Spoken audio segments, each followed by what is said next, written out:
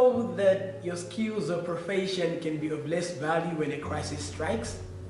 Well, what do you do when a crisis strikes when you feel that the skill that you're doing can lead you to a better future or to a better destiny? Come with me as I will give you 5 keys to insulating yourself in seasons of crisis. First of all, let's get to understand what a crisis is. What is a crisis? A crisis is an event or circumstance that impacts and influences your life over which you have no control. Did you hear that? It is a circumstance that impacts and influences your life over which you have no control. What do you do to something that you have no control? What do you do to a circumstance that you have no control? And remember that crisis is man's definition. There is no crisis in the kingdom of God. We kingdom people, we don't know crisis. Crisis is interpreted as famine. That's according to scripture. Crisis is interpreted as opportunity, of which in one of my 5 points, I'll get to explain how crisis brings about opportunities. So number 1, crisis is always seasonal. Now see, if crisis is not seasonal, it means that we will never experience change. It means that things won't be changing. We will be constant. We'll be rotating or moving around over the same place over and over.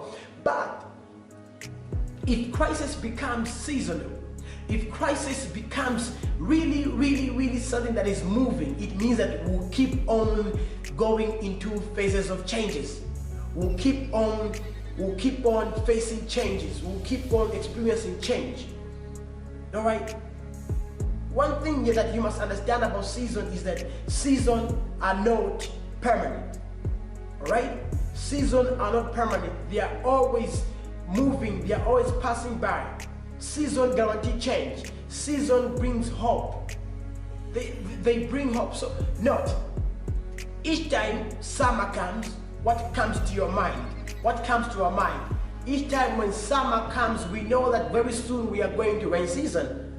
We get prepared, our raincoats, our gumboots, every stuff that can enable us to insulate ourselves in a crisis trial, we get to keep them. You see that, huh? Each time when winter comes, we know that October is coming, all right? So seasons are always moving. Never respond permanently to a temporary problem. Never respond permanently to a temporary problem. Now, I have seen many people responding permanently to a temporary problem. You get fired today. You feel like the whole world has forsaken you. You feel like the whole world has given up on you. Then you feel like killing yourself. You feel like giving up. You just feel like nothing is making sense. Well, I've come to tell you today, and I've come to challenge you that never ever should you respond permanently to a temporary problem. Because if you respond permanently to a temporary problem, it means that you are a failure. Proverbs says, if you're weak in a crisis, you are weak indeed. Did you hear that? If you are weak in a crisis, you are weak indeed. Meaning you will never ever bring out a solution to every problem. Everything is a problem. Now, to us kingdom people, bad is interpreted as good because we serve a God who interprets bad as good. Remember Shadrach, Meshach, and Abednego, when they were put in fire, what happened? They came out perfect. Why? Because they understood kingdom living. All right. Number 2, crisis brings an end of tradition. Crisis brings an end of tradition. What do I mean by this? Check it. Crisis brings an end of tradition, meaning that whatever that you started can be irrelevant in a crisis. You are an economist, you are an accountant, you are every profession that I can mention here. When a crisis strikes, those skills, those professions that you started, they can be relevant. Why?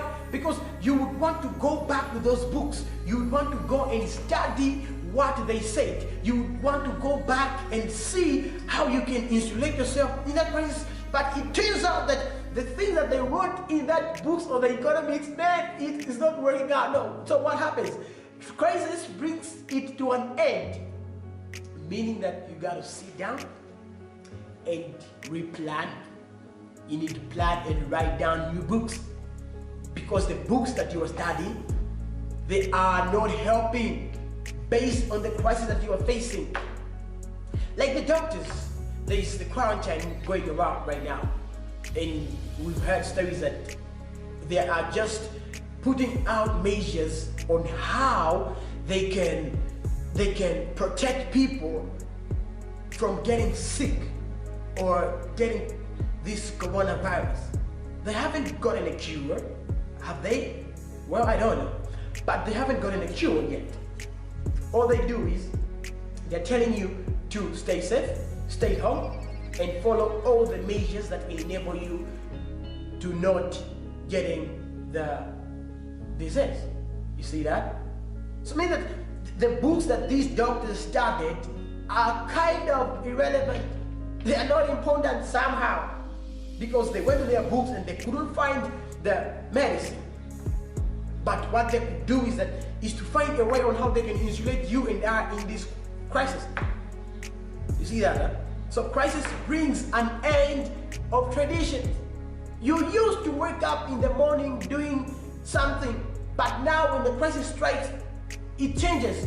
In other words, this also brings me to the third point. Crisis introduces unplanned schedule. Crisis introduces unplanned schedule. What you used to do each time when you wake up in the morning, you do it normal.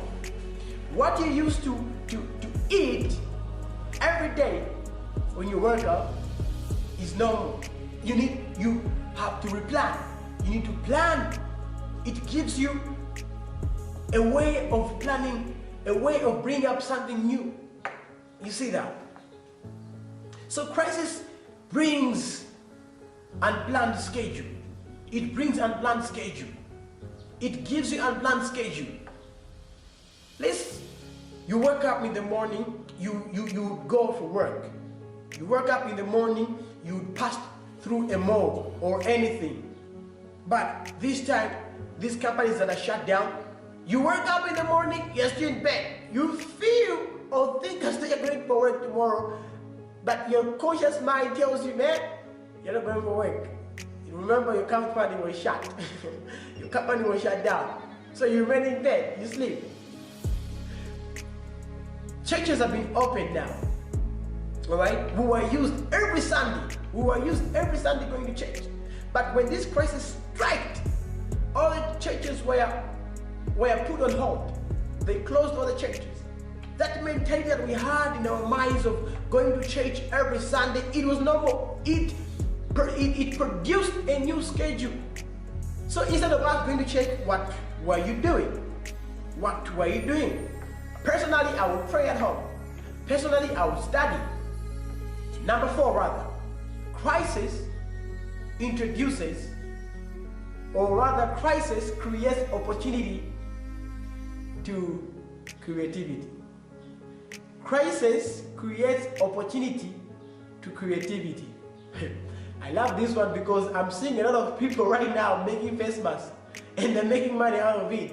That's creativity. In other words, crisis has opened up their mind to say, man, check, this crisis you can make money. And people are getting employed just because of this stuff. People are getting hired. Alright? People are getting hired. I saw one tailor outside there. He was telling me that I'm making about 13,000 face masks. And I have to deliver them in 2 weeks' time. I was like, man, you're making money. He was like, yes, it is because of this crisis. So not only that crisis brings about creativity, but it also creates opportunity. Other ministries or other skills right now, they're kind of irrelevant, but the skill that is so much impactful and so much influential right now is healthy. The nurses, the doctors, they are working. Our government here employed about 400 doctors and 4,000 nurses, if not mistaken. That was an opportunity for them. They called them to say, come, we need you to help us with this crisis. They are busy there in the quarantine, which is an awesome stuff. Thank you very much, doctors. If you are one of the doctors watching this video, may the Lord bless you and may He continue giving you that extraordinary knowledge, the advanced knowledge. So, it does not only create creativity, but it also creates opportunities. Opportunities. And this is what you and me need to be thinking. Each time we see a problem, we must be thinking of an opportunity. What do you see? That's why I love Chinese people and Japanese people. I love them. Why? Because each time they get to see a crisis, they don't call it crisis, they call it as opportunity. Each time Japanese and Chinese see a problem, they say opportunity. Alright? There is difference between a work and a job. A work is something that you are born to do. It's a purpose. And then a job is something that enables you to make money. But I prefer going for work because I can make money with my work. And nobody can fire you when you're doing your work, but a job, man, they'll fire you. So you better find a way on how you can insulate yourself, of which I believe, hoping that these keys are going to help you out. Number 5 is that crisis forces development and creativity. A lot of people never understood e-learning. They didn't know e-learning. But what's happened today? About a number of students and teachers are using online learning and teaching. Why? Because of crisis. Students would say, no, I think it's going to be very difficult for us learning online. But where are they now? They got no any option but to learn online. It's either you learn or you fail. So crisis brings about development and growth. So there is this development of broadcasting in Zambia.